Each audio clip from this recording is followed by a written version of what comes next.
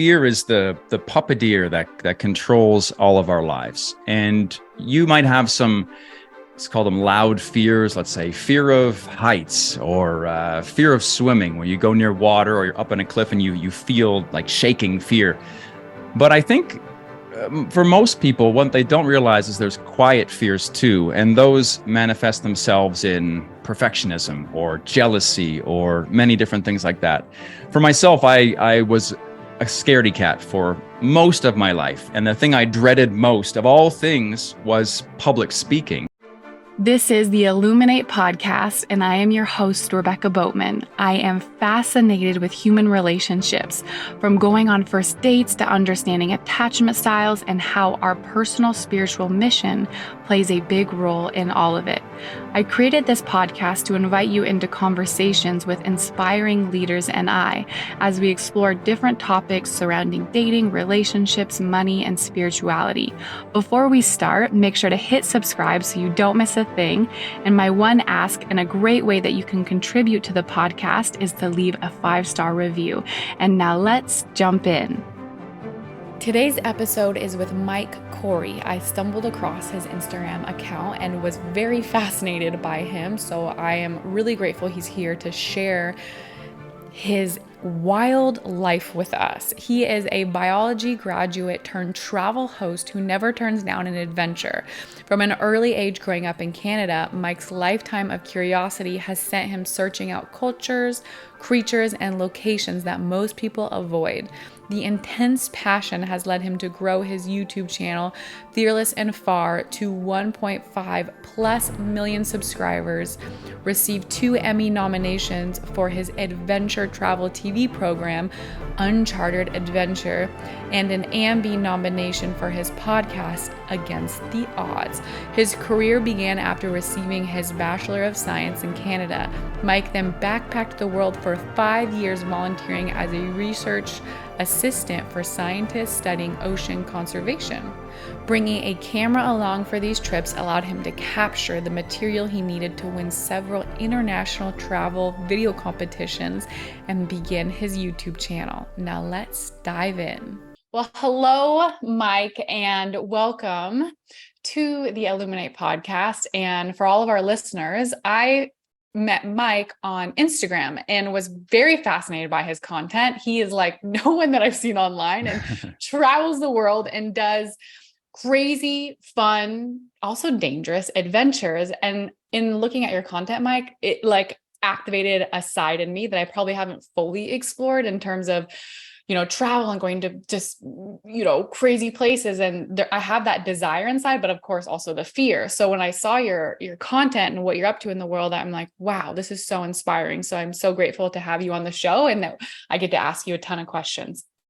Well, it's interesting, dangerous, right? Because my message is about fear, and my journey through fear is how I have the alias Fearless and Far. So my name's Mike, but my online profiles, Instagram, YouTube, is all Fearless and Far. And it's because I've learned fearlessness is not the lack of fear. It's just feeling the fear and doing it anyway. And therefore, a lot of the things I do, they seem quite scary, quite dangerous, but we'll dive into it. I have very strong opinions about most of those things.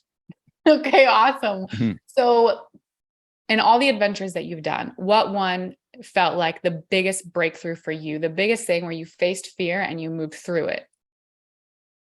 It's interesting because I know that fear is the puppeteer that controls all of our lives. And you might have some, let's call them loud fears. Let's say fear of heights or fear of swimming, where you go near water or you're up on a cliff and you feel like shaking fear.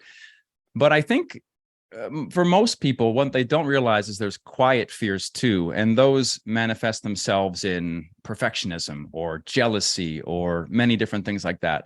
For myself, I was a scaredy cat for most of my life, and the thing I dreaded most of all things was public speaking. And now I've got a YouTube channel with 2.1 million subscribers. I've got a TV show. I've got a podcast. I've got all these things as well. So my journey through that has been kind of the greatest journey along the way. I've chosen to push myself through travel because early on, when I first started traveling, when I was in my young 20s, I was kind of I wish that humans could just wake up one day, read a book, listen to a podcast, and drastically change their life.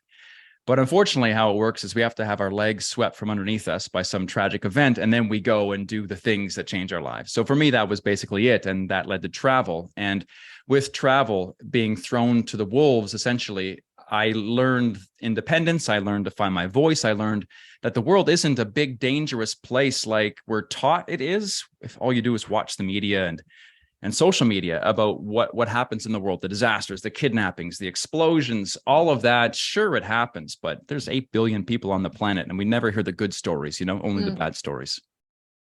Yeah, absolutely. I remember being in the airport about to fly to Davao in the Philippines, and I called my grandpa, and my grandpa's like, "No, Becky, my darling," right? In his like thick German accent. He's like, "No, don't go. He's like, "Oh," and I was like, "What?"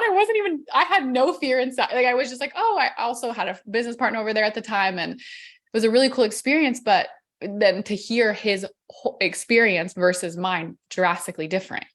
It's funny Of what you saw because on the news. where did he hear that, right? It would have been the news, and then he's giving you advice, and he's giving you advice with love, but really it's just hand me down fear. Like, he doesn't have any firsthand experience. He was told, it was handed to him, then it's handed to you with love, but it harms, right? Because of course he just wants you to be safe, but in some places in the world, like for example, if there's a shooting in Miami, will you still go to Seattle? I mean, of course, they're so far apart, but we don't think of countries that way, right? If something happens in Turkmenistan, it's the entire country that we now label unsafe, not just specific areas. So it's funny how we think about the world that way, right? You reminding me of when I was traveling and I was in another country, someone said to me, "Oh, I would never go to America because of all the shootings." And I remember thinking, really? And I'm like, wow, that's your perception of America. And I was like, wow, it's such a different experience for me, but through experience. So, okay, what out of all the places that you've been, I'm basically like, give us a crazy story. Like, tell us. I know you have so many videos on YouTube and you share a lot. And what do you feel was an experience where something in specific? I saw videos where you guys, Mike had videos where he literally got hung by his skin. That sounds crazy. You saw that one. What? I was stalking you yesterday. Put bars through your back. And do you have scars from that? Yeah. That's a funny one. I don't like to open with that one, but I will because you definitely brought it up, because that was the epitome of what I stand for. And body suspension is what you're talking about. I did it a few years ago, and I want to tell you that I didn't just actively seek it out. I wasn't like, I want to do this. It's on my bucket list. What happened is that I had a labret piercing. So like this spot underneath your lip, not your lip, but like the skin there. I had a piercing there a while ago. And the girl who did that, she was cute. We hung out. We didn't ever date, but we just kind of kept in contact with Instagram. And over the years that went by, she was posting her tattoos, but also started posting her body suspension. And when I first saw it on my Instagram feed, I was like, oh my God, what is this? It's like Fear Factor, the show, something you'd probably do. And it just looked insane, hanging by hooks from your skin. And I saw it pop up. And then one day I messaged her. Her name was Diana. I was like, hey, listen, Di, what is with this? Because it's freaking me out a little bit. And what she said was, oh, it's body suspension. I just did it again last week. It's the most powerful thing I've ever done in my life. Do you want to come see? And I said, whoa, I was in the town where she was, or very close by. I said, and my brain started ticking for content, right? Because I'm a YouTuber. And the fact that she said it's the most powerful thing she's ever done intrigued me. How could something so obviously painful be the most powerful thing you've ever done? And then she followed up with a text saying, oh, by the way, you can do it too if you want. And I said, well, don't you need like some kind of certification? Or she's like, no. Just as long as you can handle the squeamishness of watching somebody else do it, then anybody can do it on the first day. And then, Rebecca, there was a very interesting idea or force or thing that popped in my head, which was, if I am indeed Mr. Fearless and Far, who says he will do anything as long as he's safe, won't cause permanent harm, and as long as he knows there's a benefit, even if it's scary, I will always say yes. I'm not looking to maim myself, get horribly sick, any of these different things. But here I have someone saying, It's the most powerful thing they've ever done. It sure scares the hell out of me, but really, what's the worst case that's going to happen? I fall the 3-4 inches to the ground and I get scars from it happening, but I'm covered in tattoos and scars anyway. So, are you going to step up and be the man you portray yourself to be, Mr. Fearless and Far? Mm-hmm. And so I showed up without the specific intention to do it, but to record it. I spoke to them. There was 4 guys there. Each one said it was the most powerful thing they've ever done. So I watched my friend Diana hang by 2 hooks on her ribs. She spun around. She cried from some sort of emotional catharsis. And it was beautiful, but a little bit scary, knowing that I was going to probably go next. But the thing that people don't quite understand about that is, your fascia, you know what that is? But no, I'm going to butcher it. You explain it. It's basically just the connective tissue that puts yourself together under the skin. Is it like if there's an orange? I've heard it like the white layer inside the orange is like your fascia. That's a fantastic example. Yeah, exactly. Being pulled by that is incredibly emotional because it's a deep pull from down in your body. And when I had the hooks in my back, I had 4. She showed me a video of someone hanging 2 people. So one holding on to the other's legs. One person had 1 hook in their back and they could hang 2 people on 1 hook. The beginner always has 4. So there's not really any chance it's going to rip out. But still, as you're being reeled up, like, and you're going centimeter by centimeter by centimeter. And you then feel it pulling your... one little tippy toe touching and you have to let go. Oh my God, that was a feeling. But what's really interesting is there's a 4-person team that makes it happen. So there's one person who is cranking the crank and you give the signal to go up or go down. Somebody else who is watching, they're doing bio. So someone watching the piercings to make sure there's no blood or tearing. Another person who is your emotional coach, who has you by the hands, holding your hands, keeping eye contact with you, making sure you're emotionally okay. And one person supervising the whole situation. So there's an incredibly great safety network. And as I'm giving the signals and the moment comes to lift that last toe off and it's hurting like hell, I lift my toe off and I'm flying and the pain goes away. The adrenaline kicks in and I spin and do tricks and fly for 20 minutes. And I understood why they did it. I don't think I'd do it again. However, that deep pulling of your emotions out through your back, if you're dealing with anything in life, there's nothing else like that feeling. And the thing is, pain is a really good way to, if you're feeling pain emotionally and you do something difficult that maybe even causes physical pain, in that sense there, then you can have some sort of release from that. Not advocating self-harm or anything like that, but you know what I mean? Like putting yourself through a hardship, something difficult seems to just purge the demons within with white light. And so I spun around for 20 minutes. They played my favorite music and made a YouTube video out of it. And that's kind of what that's a summary or a great example of what I do. I find things that people don't understand, they're scared of it, or they think it's bad or dangerous. And then I tell the whole story and show them, hey, there's much more here than what you think. When I was a child, it was the snakes and salamanders and spiders in my backyard. I'd lift up rocks, I'd find this creature, and I'd try to convince everyone how this slimy thing is actually very cool. Look at the exoskeleton. Look how it molts its skin. Look how it smells with its tongue. Not everyone wanted to learn about snakes and spiders. But I took that attitude towards the world. And so now I uncover cultures, activities, countries that are misunderstood and mislabeled and show the beauty within that our prejudice doesn't let us see originally. That's summing up what I do. Wow. And then when you say release in the body suspension, are you like crying when you're up there? Are you crying afterwards? Like, will you tell me more what that release is? Is it just white light and then that's the experience, or is it a continuous process afterwards? What was that like for you? I think it's just such great symbolism for accepting the pain and suffering and hardship. And because you don't have to go up in the air, right? You can at any point say, I'm done. Thank you for your time, and leave. But it's the embracing the fact that it will hurt, trusting that it will get better, that there is a result that you want, and just deciding to feel this pain and fear and own it and say, I'll be okay. Let's go through with it. I think that's part of what it was. And that deep-seated pulling from your shoulders, like something's being pulled out of your body. Yeah. Put all that together. And yeah, it was extremely emotional for sure.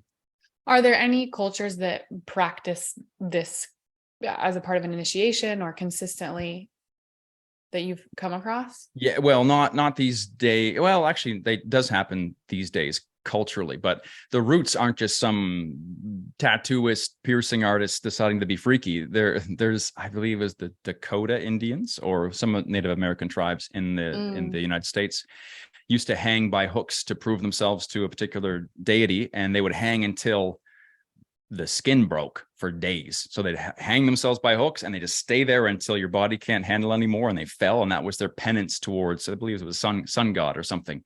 But to this day, it still happens a lot in India and also in Thailand. They have these festivals where they show their penance to the gods, and they pierce themselves, they hang themselves by hooks, they put swords through their cheeks, all sorts of different things. And even then, you can go to the Philippines, and during Holy Week, there's guys there and they flay themselves, and even guys who flay their skin. Oh, it's not. It gets worse than that. There's still people there who still hang themselves on crosses, nails through their hands and feet every year on a cross to, again, pay their dues to the God they believe above. So this stuff still has always happened and still does happen in some places in the world. Wow. I know, right? I'm blown away. I can also imagine that inside the process of those 4 people pulling, putting these, not hooks, or what you call them, bars, I believe, in your back and being pulled. They're right there. So that's what was in your skin. This is one version of it, yeah, which is basically a fish hook with the barb removed. Is this a video podcast or audio or both? Both. Okay, well, there we go. So everyone, audience. if you're on audio, go to YouTube. It's on video. You want to see? I can imagine that they're a part of the release being, okay, this is very vulnerable. This is very unpredictable. And I'm in this super unknown, and I'm, the quiet fears that we may have from the hunter gatherer part of us is like, actually, usually when this was happening, it wasn't safe and I was going to die. Now I'm inside of this experience where I'm actually being supported and I'm going through the fear, and having other humans around you. So I can imagine that it also creates new connections in the brain for new anchor points of if you're, in sort of any physical pain or a vulnerable experience, that you can still be safe and still live. So it's like you're dying and living, and you're also being supported by humans rather than, hey, you're dead. You were in war and you're gone. Yeah. And what's really interesting is traveling around the world and seeing different rites of passage of different tribes. Most of them, that we've pretty much eradicated most of them around the world, especially in Western culture. But when you still see rites of passage, which is a ceremony that happens when a girl becomes a woman or a boy becomes a man, they almost always revolve around some sort of pain with support from the community. For example, I was in Leticia, a bit south of in the southern part of Colombia, and I visited a tribe there where, when the women had their first period, they were brought into a grass hut, and there was a particular berry they dyed them entirely blue with, so it dyed your skin blue, almost like a tattoo. It would last maybe 2-3 weeks, and all of the women of the village would go in the dark and pull out all of the girls' hair one by one. Wait, each other's hair? No, just the girl who is got her period. Her first period. So now a woman. All the women would come and pull the hairs out one by one from her head until she was bald in the dark. And then once she was bald and blue, then... I'm briefly pausing this episode to invite you to something very special. If you are ready to access bravery and to challenge your current sense of self and to step into and embody your new sense of self, one that is a frequency match for the partnership, for the things, for the life that you desire, then I invite you to explore my Meet the Frequency membership that is full of powerful step-by-step workshops to help you become a frequency match for the life that you desire. The link is in the description below, and you can use code ILLUMINATE for $20 off. And now back to the episode. The various women would come in day by day and teach her all of the things she needed to be to become a woman.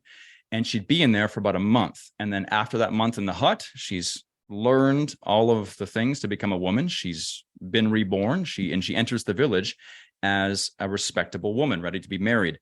And that's quite an extreme example, but why is it that over and over and over again, that pain is always the thing that allows us to have that bridges us to the next part of our lives, right? Another tribe in the Amazon called the Matawi-Sawi, I believe. The men, the boys, they take a bullet ant. So bullet ants are these 2-inch long ants that the sting of this ant is supposed to feel like a bullet. It's the most painful It's sting. an actual ant.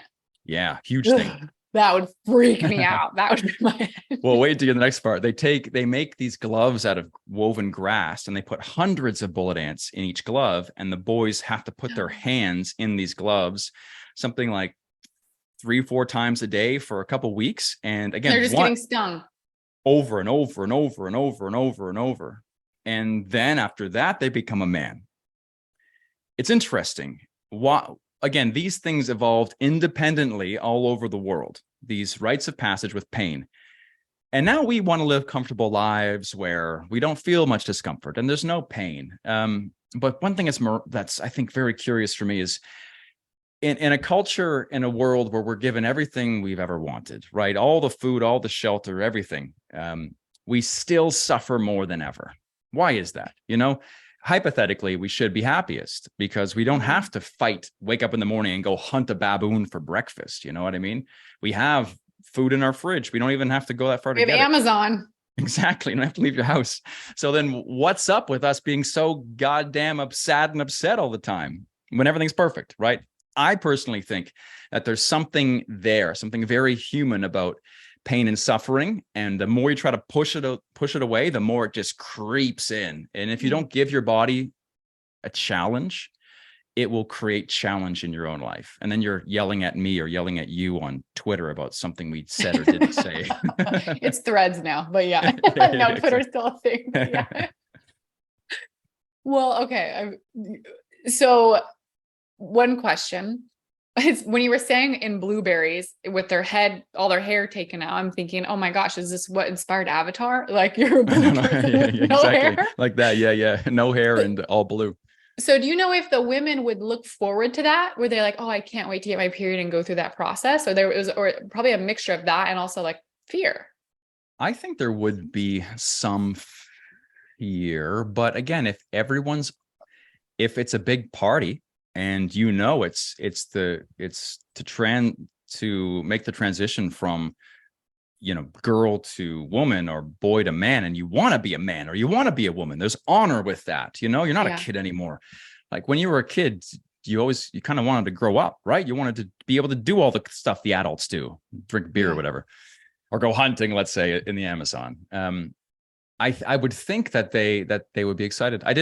Couldn't have that conversation, unfortunately. Yeah. It's reminding me of our calibrates they're obviously not as extreme at all, but what we give inside our community are what we call calibrates, where you're being brave and you're calibrating to a new frequency, a new version of you. And, it'll be something like, I'm thinking of one in particular where Amanda, actually shout out to Amanda, she got to go find a random stranger inside Target and ask him to slow dance with her in public to a song, the whole song. Like you couldn't stop. You had to do the whole 2 minutes. And for some people that is absolutely terrifying. And for her, there was fears there, but she did it anyways. And then the breakthrough, like the power that happens afterwards. And just it literally feels like, and I want to know if you can relate to this, almost like you graduate in consciousness. Mm-hmm. Like, oh, wow, I almost hopped into a new timeline or a new earth or new something, and I graduated in my perspective and my ability to see and relate and have wisdom that only comes from experience. And experience is challenge. There's challenge involved in Hmm. experience. Hmm. Are you familiar with the book Psycho-Cybernetics? Sounds, I've heard of it, I have not read it. So basically, it's a book that's written by a plastic surgeon about self-image, and most other books about self-image have been psychologists and things like that.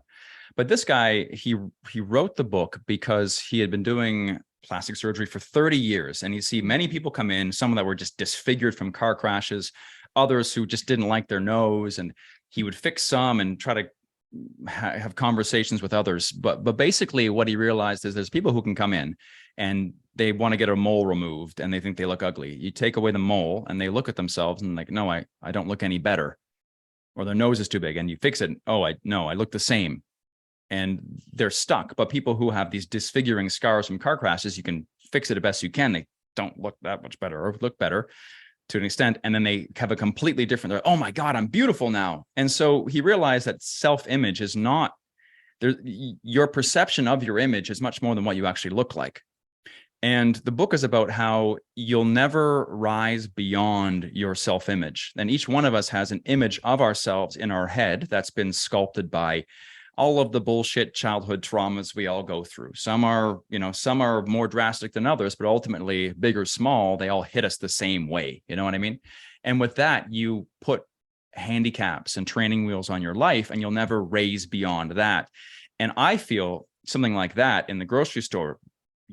You give yourself a new data point. If your whole life you just kind of, were shy in the corner and you never were the center of attention, everybody wants to be part of a community and everybody wants to express themselves, but most of us kind of get beaten down into not doing so. Mm-hmm. But by this brave challenge, you said, you give yourself a new data point of, I can do these things. I can be that vibrant flower that I always wanted to be. And then therefore the rush comes of, oh my God, like what else can I do? Especially with fear, I find fear is a bully. And if you, like a schoolyard bully, if you let yourself be pushed around all of the time, it'll keep pushing you around. But the moment you stand up and say, no, it ends today, I'm going to go slow dance to Iris by Goo Goo Dolls in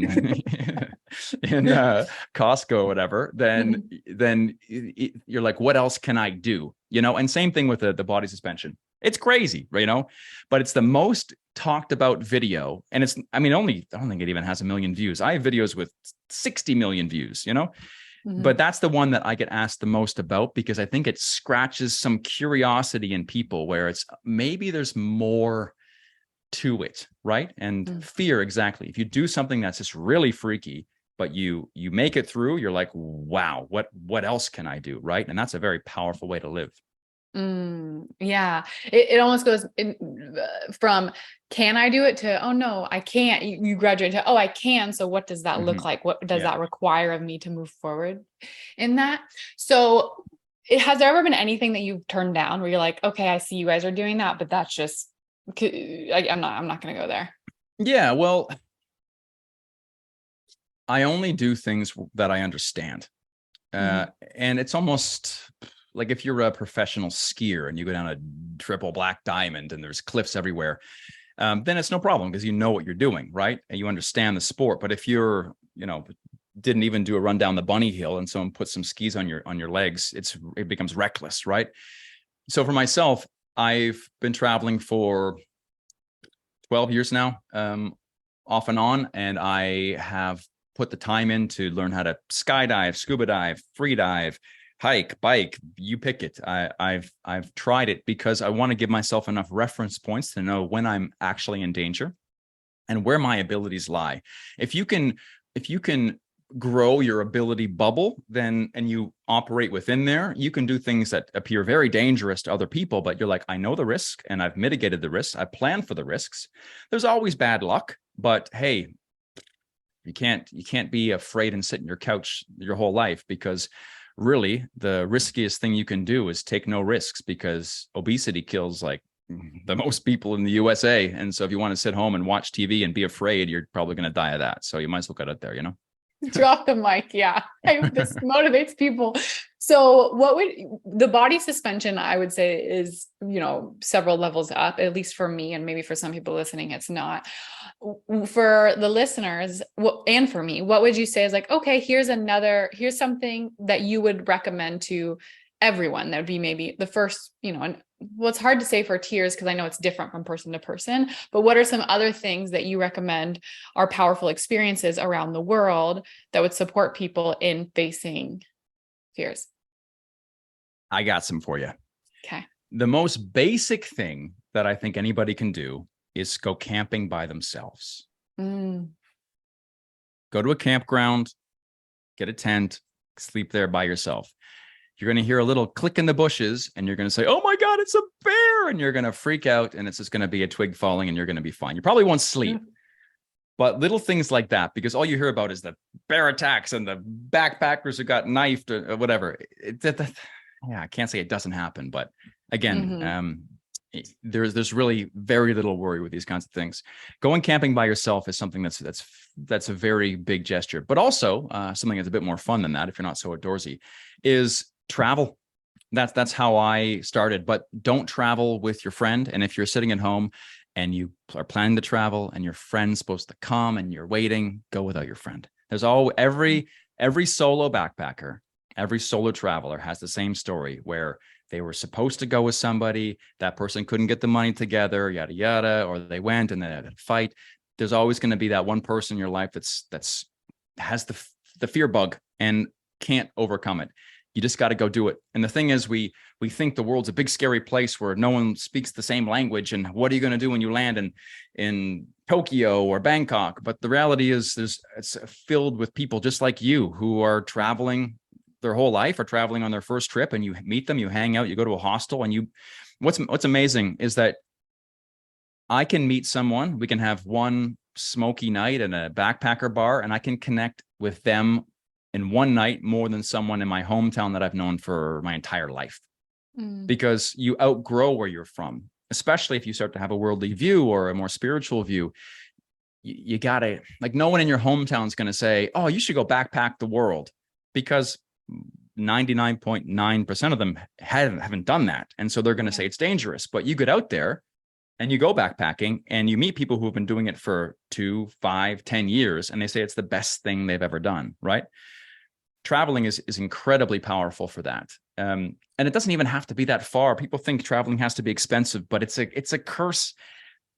I blame it on the invention of social media, and also how the travel industry is a bit broken in the sense that most of the travel you see is the luxury resorts where this person's floating in the rose petal bathtub with the breakfast overlooking the jungle in Bali, and they've got the white sheets and the little nest bed. And that's because these places cost hundreds of dollars a night. They've got marketing budgets to work with influencers. So if you're an influencer, you want to get paid to travel. So therefore, the only people who are going to pay you are these luxury places. So all we see is luxury. Meanwhile, the mom and pop's dive shop in Palawan doesn't have a marketing budget, so they're not going to pay you to dive with the whale sharks. You know what I mean?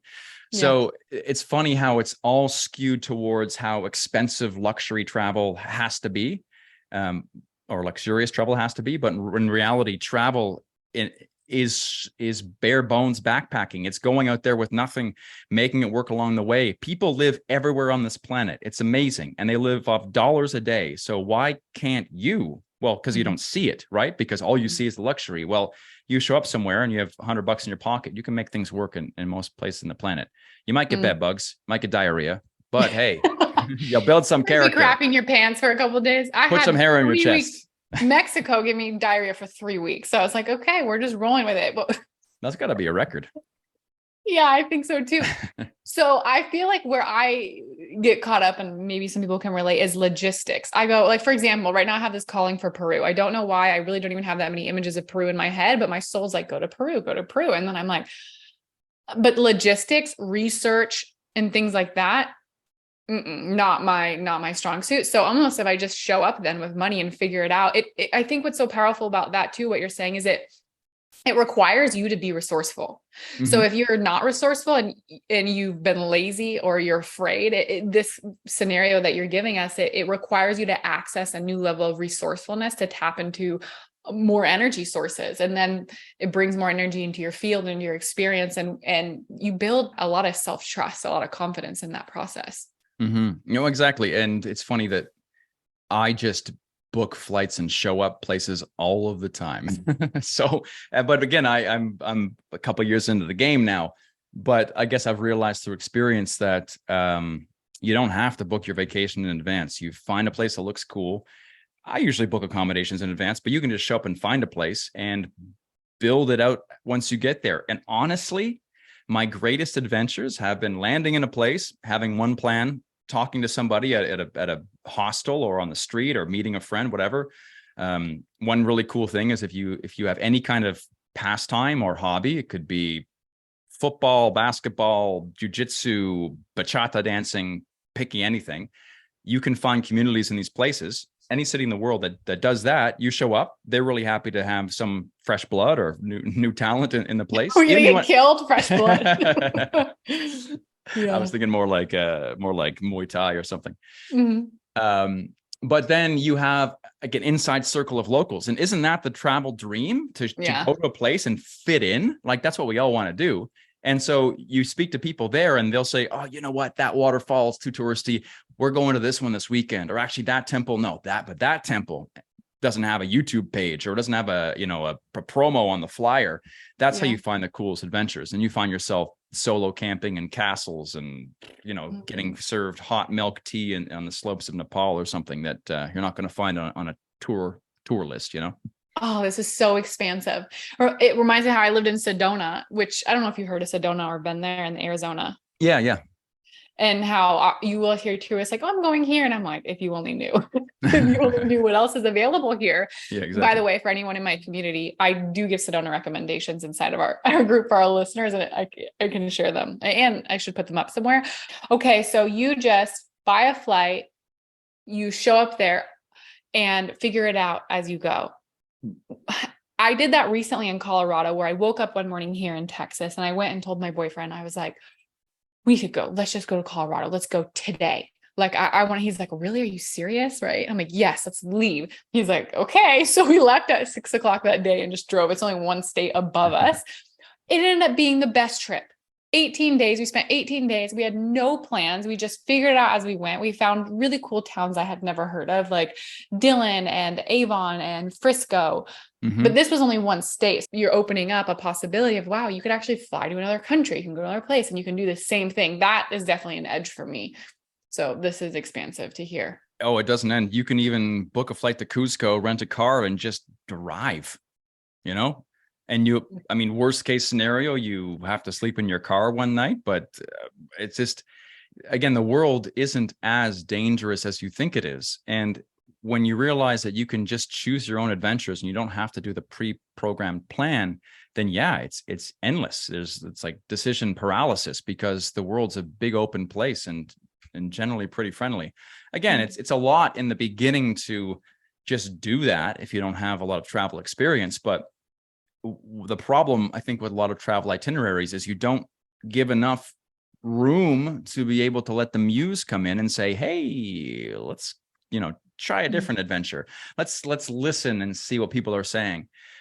Because if you're just going, you're going to Machu Picchu, then you ride the train, then you're going to Ollantaytambo, then you're back in Cusco, then you're, it's just, there's no space to actually just go for a walk down a street to see if you can find a cool coffee shop or look on Google. Like, I use Google Maps all the time. Hey, this spot looks great. It looks like a temple, but there's no pin. Let's just go check it out. And then you're like, oh shit, actually it's incredible. And there's nobody else here. Another thing you want to be in a place with nobody. And that's essentially on my YouTube channel. I can't say to show up and make it happen, because when there's a business element to it, you have to have some structure, but I always leave some space to find out what happens.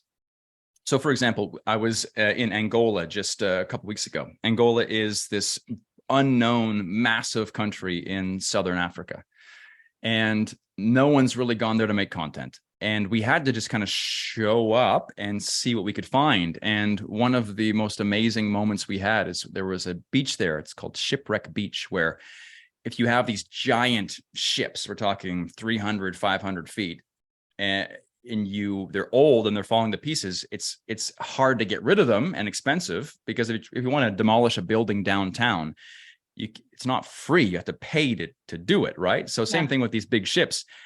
So you can go to a place like Bangladesh or Angola and you'd be like, oh, whoops, shipwreck, not my problem. And you just leave it and go. So there's all these ships, and we wanted to go see them. Went down to the beach there, and there was a bunch of these Angolan guys with like homemade welding equipment, just cutting scrap metal off these giant steel cathedrals. And we met some of the guys. We swam out to this floating shipwreck, this old like piece of shit metal thing, and we hung out with them for an afternoon as they cut metal and showed us how they did their job. And It was amazing. But you can't. There's no tour for that. It's just showing up, smiling, having a local contact to make sure you know what's going on. You can't just show up everywhere and expect to know. But you have someone who's local who knows, oh, it's fine here. These guys are good, or this area is fine. Just to kind of make sure you're in the areas you need to be. And then, oh my God, the world's incredible. And over again, you meet these people in faraway places, and you just realize we're all just freaking human. You know what I mean? And it sounds like they spoke English, or you were just kind of understanding, or you spoke their language. They spoke Portuguese, which is crazy because Portugal is such a small country. But look at Brazil, and Angola, which is right across the Atlantic Ocean, is also Portuguese. But the thing is, it's amazing, like gesticulations, like playing charades, how well that works all of the time. Like I had a 2-year-old here last night, my goddaughter, and I'm like, okay, I'm like trying to interpret what she's saying. Exactly. And the hands and the pointing. And I mean, Portuguese isn't too far off Spanish and French and English. So we could communicate very basically. But I was on a podcast about a month ago, 2 months ago, maybe, a guy named Mark Ganong. And he was saying that there was an idea that in Italy, because it was the center of the world for so long, like North Africa and the Middle East and everything, that Italians speak with their hands so much because there was always so many differences in language. And with that, you become, you speak, and I do that I can't stop waving my hands around, making magic spells when I speak. And I think it's because I've been in so many cultures where I have to use my hands to speak. And then, it's interesting, right? Yeah, I would also say that because of all the work that you're doing and all the challenges that you're doing, it allows for embodiment. And when we're embodied, our soul's occupying our body. Therefore, we're moving our body. There'd be when you say embodiment, what do you mean?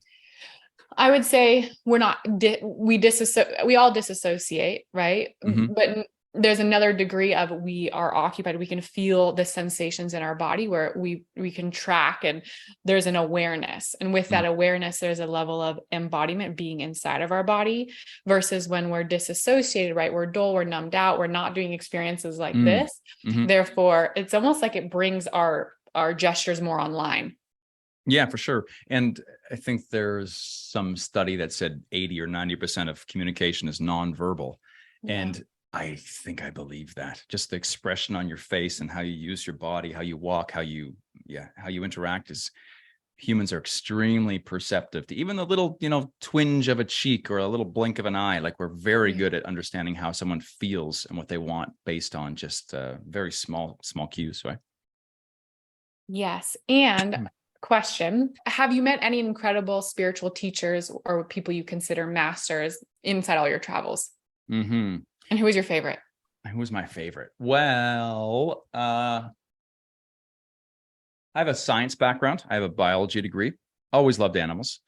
Creepier the crawlier, the better. And with that came a little bit of atheism until I started traveling, and that kind of turned into more agnostic. And now I don't even know. Now it's turning into something more than that, because the more I experience, the deeper I dive into spirituality around the world and my own, I just realized that there's just so much we don't know. And I think about, there was the guy who invented germ theory like 150 years ago or something. Like 150 years ago, we still thought the body used humors, the 4 humors, not like haha humors, like they're the fluids in the body: phlegm, blood, black bile, yellow bile. And we thought when people were sick, it was an imbalance of these 4 humors. And this is, again, not even 200 years ago. This is how we thought people got sick. Like the word malaria, the disease, mal air, like bad air. And, like the plague masks where they had the big weird nose on them filled with herbs, because we thought bad air and these fluids was how we got sick. And then what happened was this guy was working in a hospital, and he realized that the doctors who worked in the morgue and went to the maternity ward, the babies, like there was a higher death rate in the babies. And he said, well, actually, there must be something we're bringing from the dead bodies to the babies. And everyone laughed. Ho, ho, ho, you're crazy. No. Anyway, he died later. And they're like, oh, actually, you know what? It's really bad. And there's something here called germs. He was right. He's dead now. Whoops. Should have gave him credit. And so I think about that, and I'm like, if that was only 150 years ago, and we didn't even realize germs existed, what do we not know now? Like, we thought bloodletting was how you got rid of cancer or whatever, right? We didn't even know what cancer was. But that wasn't that long ago in our human species story. So I'm sure there's lots of things now where we just think with science, but it's just only because we haven't dug deep enough yet. And with spirituality, I think that's exactly it. I had an ayahuasca experience earlier this year that first or it was my 3rd ayahuasca experience, but I say it's my first because I died, Rebecca. I literally, a shaman there who lives in Peru, but he was up in Mexico, and he brought this kind of ayahuasca called sky ayahuasca. And again, I'm always the guy who's trying to push myself, learn more about myself, understand how I think. I've got this journal, I write everything in. I'm always kind of thinking about how these quiet fears, like we spoke about, slowly manipulate our lives. And I try to help people with that. And so when the opportunity has arisen many times in my life to try psychedelics, I've always said yes. I don't actively seek them out. They just seem to present themselves. And I see that as a time to try. And so I had done it once before in Peru, and it was a pretty wild experience. I felt awe for the first time. We say awesome, but when have we felt real awe? Like, oh my, like just paralyzing, like you're witnessing something like a meteor exploding over the earth, like awe. And it was very strong. So when I had the opportunity earlier this year to go again, I had a friend of mine who said there's this powerful shaman coming. He's been doing it for 20 years now. He originally turned into a shaman. He went to the jungles of Gabon in middle of Africa. And in the tribe there, they have a psychedelic called iboga, which is the strongest of them all. I believe it's a bark of a tree. And how the culture, how you become a shaman is you ingest this iboga, and then you go into a coma for 3 weeks. And then you die, or you don't. And then if you don't, you're like, congratulations, you're a shaman. So he was in a coma for 3 weeks being cared for by the tribe. He woke up, and that gave him his shaman card. Let's call it that. And so now he leads these ayahuasca ceremonies, and he has this quite powerful brew called sky ayahuasca. And so I entered this ceremony being like, all right, Mr. Fearless and Far, let's dive a dose. And so I had 3 shots and lost my mind. Actually, whenever I've done other hallucinogenics, like could be like LSD or mushrooms or whatever else, even enough THC, if you want to dabble that deep, you can hallucinate and have a powerful experience, but you always know where you are. Like you feel everything might be spinning, but you still can feel where you are. But with this experience, I lost who I was. I couldn't tell if my eyes were opened or closed. I was like a cork floating in the deep blue sea, like just nothing. Everything was just swirling rainbows of color. And then the world shattered open, and I felt this presence that I had never felt in my entire life of this thing. It was like oppressive, but beautiful. And I just remember laying there weeping and just hyperventilating, my heart thumping like 150 beats a minute, witnessing this thing that, again, it was with me. I didn't know what it was. And I remember having that feeling where it was like, oh, you poor little thing, you little mote on a beach filled with sand. How did you dare think that you were ready to witness all of this? It was almost like if you've never seen inside a human body and someone just tore one open in front of you. It'd be like horrible, but at the same time, like, oh my God, like what? You know what I mean? But then not being able to understand anything either. I felt like I was a worm being shown the schematics to a rocket ship. Like I can't even, I'm a worm. Like I don't even know what it is, like let alone a rocket ship. And so that was earth shattering for me. And after an experience like that, when I felt like there was someone showing me everything, but I could never understand any of it, that's when my mind started to change quite a bit. Because you hear about these things like machine elves and things inside these substances. And until you feel that, it's really hard to understand this experience. And you realize that like these patterns and these things you see when you do hallucinogenics, are they always there, or is your mind painting it on top? Like, for example, I would see a lot of mandalas and fractals. Am I seeing those because I've seen mandalas and fractals in the past, and so my mind's making those? Or are they always there, and that's why, and people have seen them in the past, that's why they create these symbols and show the world, and that's why they're associated with religion.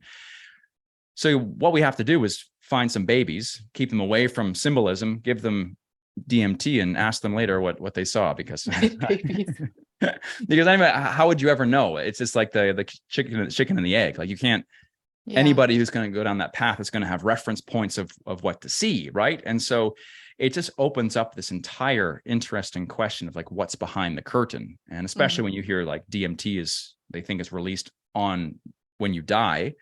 And you do see, again, I saw a bright white light and I lost sense of my body, all these different things. It starts to really kind of pick at your brain a little bit. You know what I mean? Yeah. It starts to have you question everything you ever knew. Yeah. And it's scary because then you have to change your view on the world, right? You come out of that. It took me 3-4 weeks to let's say recover. I would just stare off into the distance and just contemplate my own existence. But it's beautiful in that sense too, where it's good to ask questions. And at least for me, like I felt terror like I'd never felt before, like a primordial terror, like when we were just scum in a pond, like that, like a deep-seated fear. But again, fear is so viscerally human. Everyone feels fear, just no one talks about it. And that's, for that experience, what came up in me. And of all the things to experience, honestly, it's probably good that I did feel that, because I want to understand that more and more and more and more, so I can help people more and more and more and more. Yeah, absolutely. And with questioning things, like when we experience things and we're like, wow, this is actually pressing up against the constructs of my reality. This is pressing up against what I thought. My family's really into ETs. I don't know if you've researched, or are you into ETs at all? The 90s movie? The 90s, is that the ET with Drew Barrymore? Actual ETs. So like, where you see crafts in the sky, and so my dad started showing me this stuff like when I was 24, 25. And the first experience I had, it made me question everything. At first I was like, okay, I see this, but there was no connection. It was almost like because I was still in my constructs of what I know.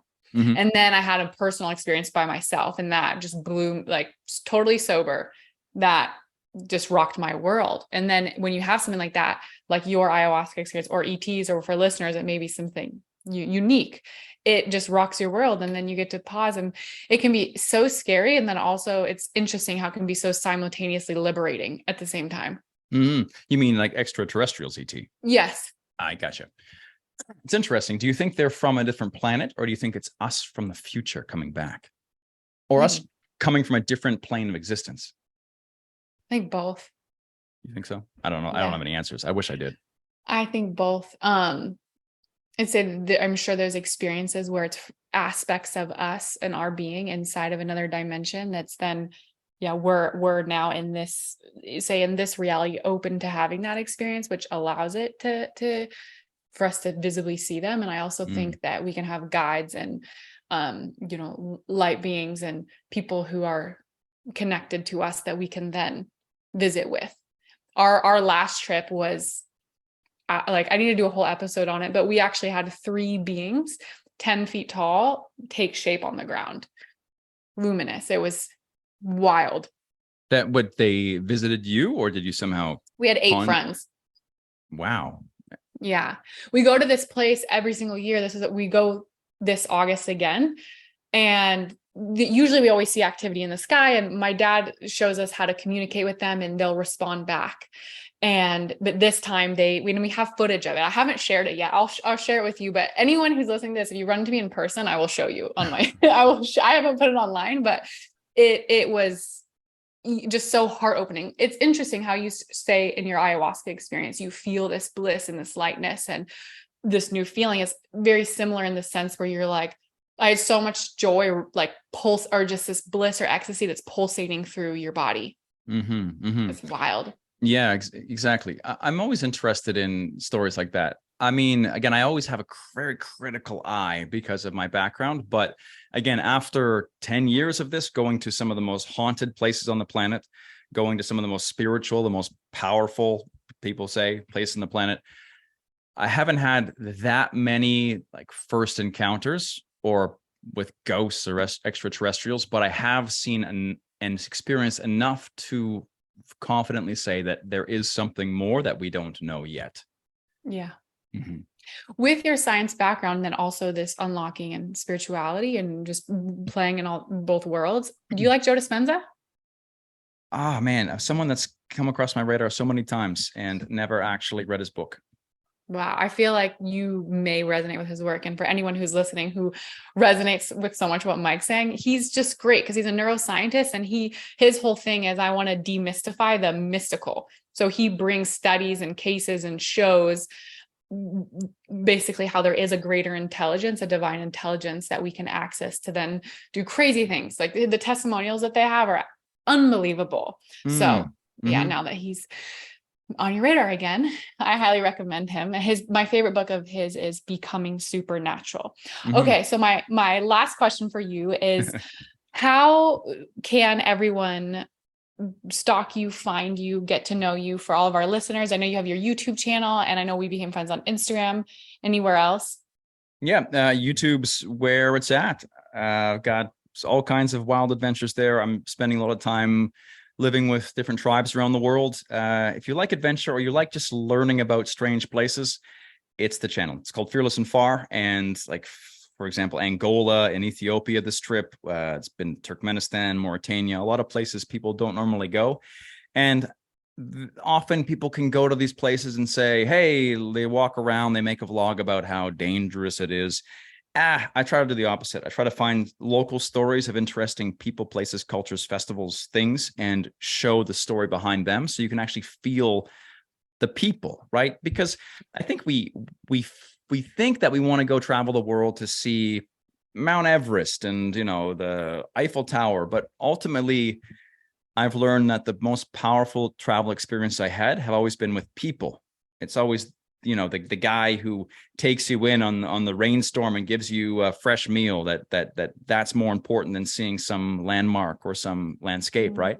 And so I always try to find interesting people and places, and I guarantee you'll find some fun stuff. I don't recommend watching The Body Suspension first unless you but everyone seems to love it. So awesome. And both of those links are in the show notes below.